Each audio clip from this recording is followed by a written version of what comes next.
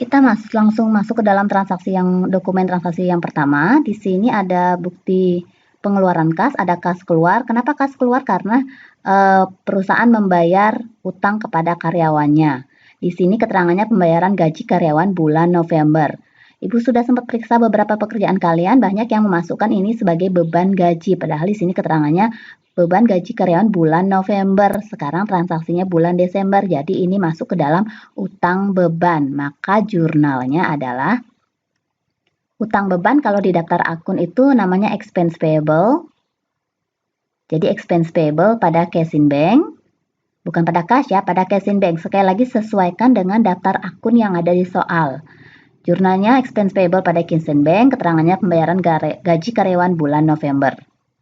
Kita lanjut ke transaksi kedua. Dokumen 2 adalah transaksi voucher kas kecil. Di sini jumlahnya 1.600.000 di bawah. Tadi kita sudah sempat pelajari, di bawah 2.500.000 itu masuk pengeluarannya dibayar dengan menggunakan voucher kas kecil karena kita menggunakan metode dana tetap, jadi tidak dibuatkan jurnalnya. Maka jadinya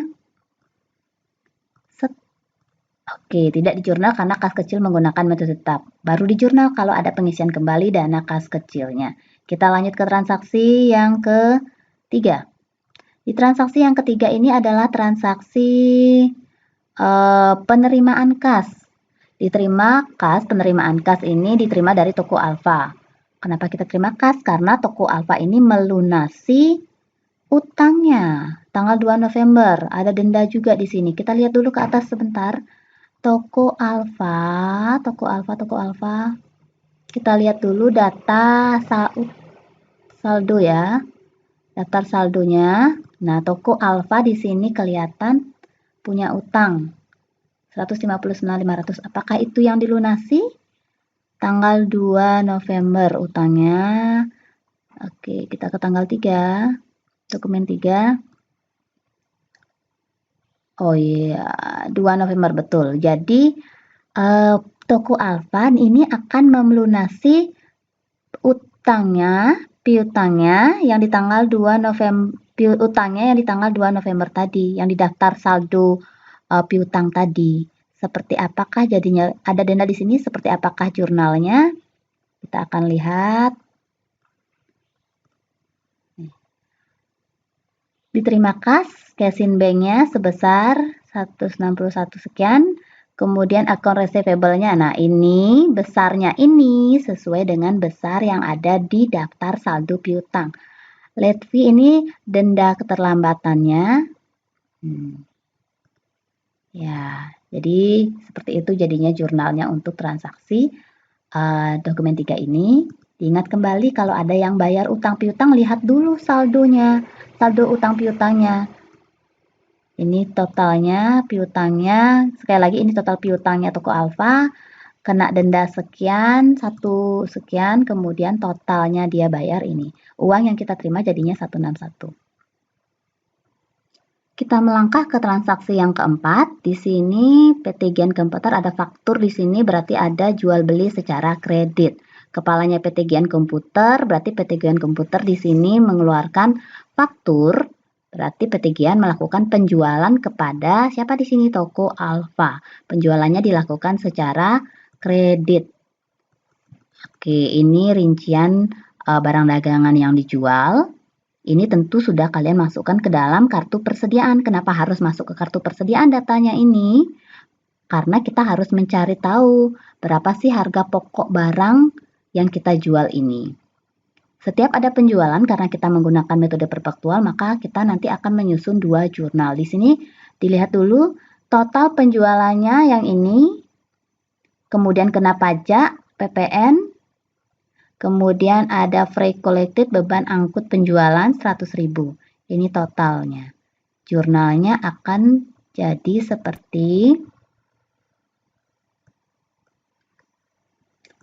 account payable sebesar totalnya ini namanya account payable, piutang, jumlah total piutang. Kemudian sales mana sih? Oke, Sales on merchandise jadi penjualannya 198, PPN outcome pre-collected. Nah, semua ini totalnya ini akan menjadi besarnya piutang. Total penjualan ditambah total PPN pajak ditambah beban angkut, totalnya semua inilah menjadi piutang dagang dari toko Alfa. Kemudian jurnal pertama, jurnal kedua adalah mencatat harga pokok. Jurnalnya HPP pada persediaan atau cost of goods sold pada merchandise inventory. Angka ini didapat di kartu persediaan. Kalian kan membuat dua kartu persediaan tuh, yang notebook 10 sama 12. Nah, di tanggal 7 kalian lihat harga pokok penjualan di tanggal 7 milik notebook 10 dan notebook 12. Kalian jumlahkan, dapatlah hasil segini. Itu adalah yang akan menjadi harga pokok penjualannya. Kita lanjut ke transaksi berikutnya. Transaksi dokumen yang ke-5. Bukti pengeluaran kas. Nah, di sini ada pengeluaran kas. PT Gen Komputer lagi yang mengeluarkan bukti transaksinya. Di sini PT Gen Komputer mengeluarkan kas untuk pelunasan faktur tanggal 30 November PT Jayakarta. Berarti bisa dikatakan PT Gen Komputer akan melunasi utang pada PT Jayakarta. Kita lihat kembali. Kan Ibu sempat bilang tadi setiap ada pelunasan utang piutang cek dulu daftar saldonya.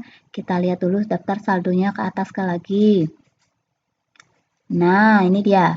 Daftar saldo utang di PT Jayakarta kita punya utang tanggal 30 November sebesar 80.300. Nah, ini.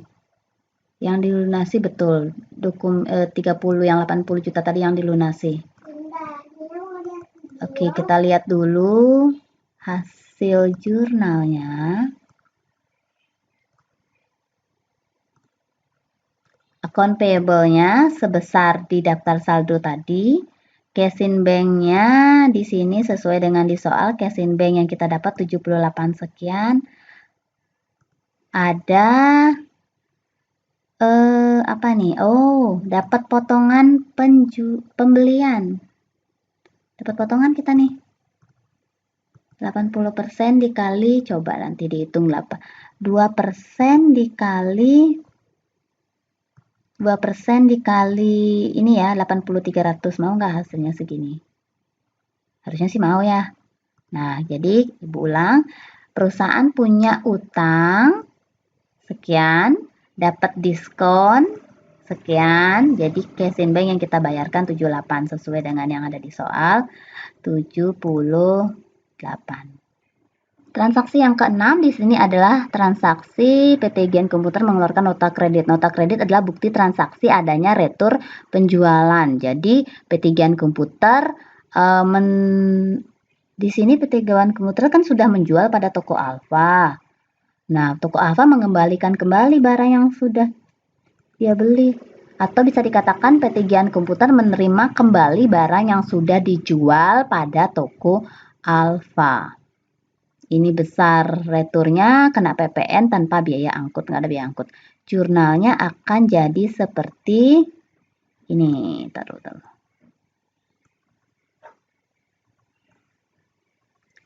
Sama halnya dengan penjualan, setiap ada retur penjualan juga membuat dua jurnal ya. Jadi jurnal yang pertama, retur penjualan, sales return, PPN outcome. Setiap ada penjualan maupun retur penjualan itu PPN outcome-nya ikut. Nanti kalau ada pembelian PPN income. Sekarang PPN outcome, kemudian kreditnya total piutangnya 24. Lihat kembali soalnya. Nah, ini 24 total piutangnya. Retur penjualan dikembalikan barang yang dijual, berarti piutangnya berkurang jadinya. Piutangnya berkurang di sebelah kredit 24. Jurnal kedua untuk mencatat adanya harga pokok dari barang yang diretur. Dapat 18 dari kartu ya. Jadi lihat di tanggal 9 Desember, lihat notebook 10 dan 12 dijumlahkan dapat segini. 18 sekian. Jurnalnya merchandise inventory persediaannya bertambah karena kita jual barang dagangan, kemudian dikembalikan barang yang kita jual, jadi persediaannya kita bertambah. Merchandise inventory debit, HPP-nya kredit. Itu jurnalnya untuk transaksi 6. Kita lanjut melangkah ke transaksi yang ke-7. Di sini transaksi 7 adalah transaksi voucher kas kecil di bawah 2.500.000. Seperti yang tadi ya, tidak perlu di jurnal. Transaksi nomor 8 adalah bukti berupa penerimaan kas. Kenapa perusahaan menerima kas? Karena ada pelunasan faktur atau pelunasan utang dari toko Alfa tertanggal 7 Desember. Berarti masih di bulan Desember, berarti ini masih baru utangnya. Kita lihat dulu toko Alfa kembali. Katanya dia punya utang di tanggal 7 Desember, yaitu ada di dokumen 4. Ini berkaitan dengan dokumen 4. Di dokumen 4 tertanggal 7 Desember, toko Alfa mempunyai utang sebesar 217.900. Nah, ini yang akan dilunasi sekarang di dokumen 8 ini. Akan dilunasi sekarang. Kita lihat kembali jurnalnya dulu. Di tanggal 7 Desember ya ini, piutang toko Alfa 217.900. Sebelum dilunasi dilihat dulu sempat ada retur atau tidak.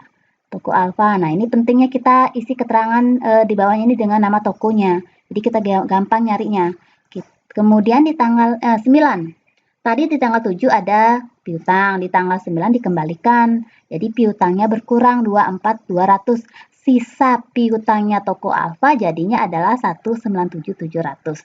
Sekali lagi dapat 197.700 didapat dari awal piutangnya itu 217.900 dikurang piutangnya saat ada retur 24.200, dapatlah 193.700.